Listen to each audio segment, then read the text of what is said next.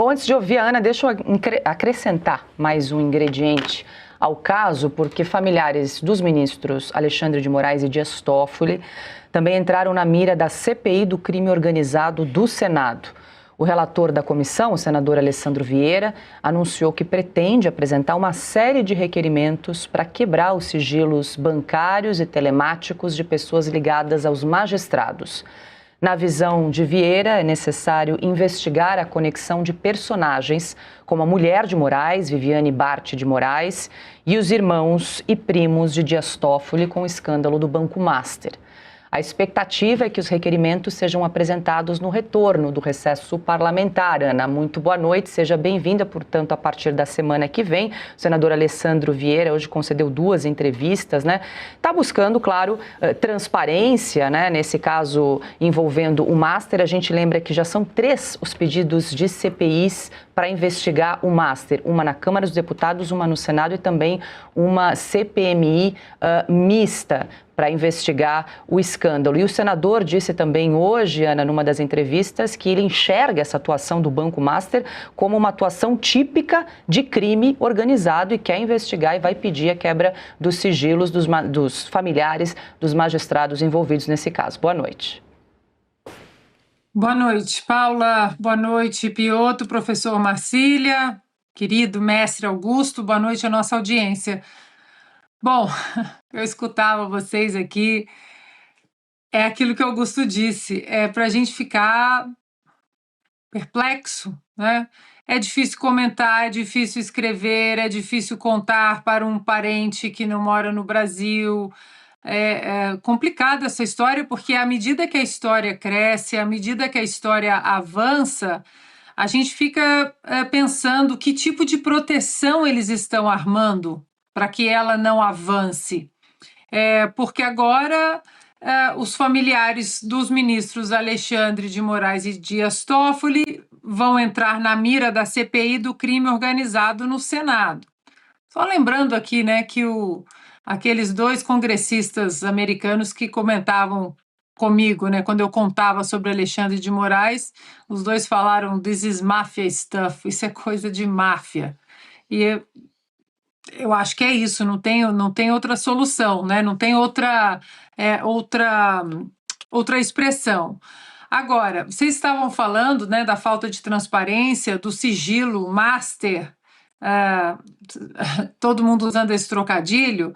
Agora, a sensação que a gente tem é que o Brasil virou um país realmente que não liga para a impunidade, né? Porque se a gente pega ali as caixinhas mágicas, né, das eleições, ninguém pode questionar. Recentemente nós tivemos, né, o Augusto estava mencionando a pessoa lá, ou o grupo que ganhou não sei quantas vezes na Mega Sena. Aí tem a Mega Sena da virada esse ano, que é ao vivo, mas não é ao vivo. E agora esse sorteio, com muitas aspas, né, sorteio no Supremo Tribunal Federal. E aí a cereja do bolo para mim disso tudo, Paula, é a gente ler que um ministro do STF tem um resort que tem um cassino. A gente só vê isso em roteiro de filme B, né? Aqueles que ganham o prêmio Framboesa. Cobrar transparência virou ataque às instituições, como o Fachin colocou na notinha dele, notinha fraquinha, né, com perdão do trocadilho. Agora, nós estamos diante de um país que prende, né, e aqui a gente não vai deixar, vai repetir sempre, que prende pessoas como o Felipe Martins por causa de um print recebido por e-mail. E aí, quando a PGR e o ministro recebem a notificação oficial da empresa dizendo que não houve acesso, eles dizem que não há fatos novos. Então, a única questão agora, olhando para frente, é qual vai ser o esquema de autoproteção desse sistema, porque o caso está avançando de uma maneira significativa. Já 2 ministros, familiares dos ministros, CPI, aí coloca o Banco Master, aí coloca o Resort, aí coloca a INSS. vai chegar uma hora que vai ficar insustentável. Então, alguém vai ser jogado debaixo do ônibus para salvar os outros, né? O famoso boi de piranha, ou o sistema vai encontrar outras ferramentas de autoproteção, porque transparência não tem mais, então a gente não tem o que saber o que eles estão fazendo para que essa autoproteção ela aconteça. Marcílio, o que o Toffoli alegou para impor o sigilo ao caso? Nada. Não alegou nada, porque está tudo sob sigilo. Nem Normalmente você põe sob sigilo um caso que você examinou direito. Olha, tem dois... Então ele foi nomeado já, ele já tinha sido sorteado. Pois é, sortear aleatoriamente. Tem dois tipos de sigilo, né? Tem o segredo de justiça, que a gente chama. Que chegou dessa forma. Que chegou dessa forma e que é natural, que é quando os documentos estão sob sigilo, mas não os fatos. Né? Os fatos nunca devem estar sob sigilo. Os fatos são do mundo. Você vai examinar melhor. Senão, qualquer caso, a imprensa não poderia nunca funcionar. Toda a imprensa, em algum momento, revelou fatos que estavam sendo investigados, né? Ou a maior parte das vezes os fatos já estavam sendo investigados e caem com a imprensa descobre, etc. Se aqueles fatos fossem intocáveis, bom, então era muito fácil você ser corrupto. Né? Já é muito fácil dentro desse país ser corrupto, mas seria mais fácil ainda, porque bastava um juiz colocar tudo sob sigilo e a imprensa nunca poderia revelar nada daquilo. Não é assim que funciona. Os fatos nunca estão sob sigilo. Os documentos que estão dentro do processo é que são sigilosos, não podem ser revelados, mas não o conteúdo dos documentos. Agora, o Toffoli criou uma situação para esse sigilo máximo, que é uma exceção da exceção da exceção da exceção e que existe dentro do STF.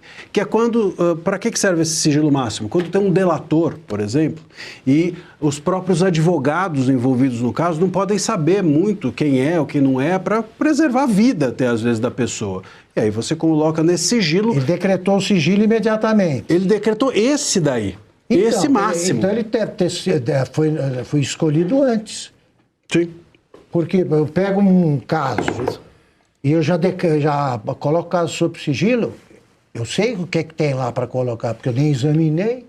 Sim. Não é isso? É isso. Quando caiu na mão dele, ele já imediatamente colocou sob sigilo. Portanto, sabia que tinha coisa a esconder. É a culpa no cartório, prévia já, né? Claro.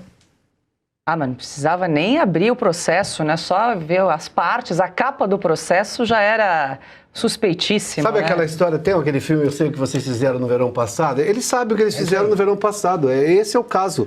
E vamos lá, o sigilo absoluto talvez ganhou um contorno diferente, mas não é muito diferente do que o ministro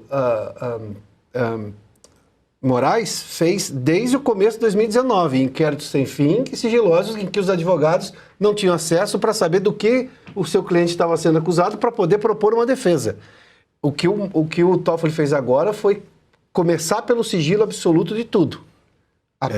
O que tem lá, aí ninguém sabe. Aí um caso a ser desvendado na 10ª página do livro, né? Um livro policial vagabundo. Sim. O que aconteceu foi o seguinte: o Vorcaro é íntimo de todos, conversavam sobre isso o tempo todo, inclusive sobre como livrar a cara do Vorcaro.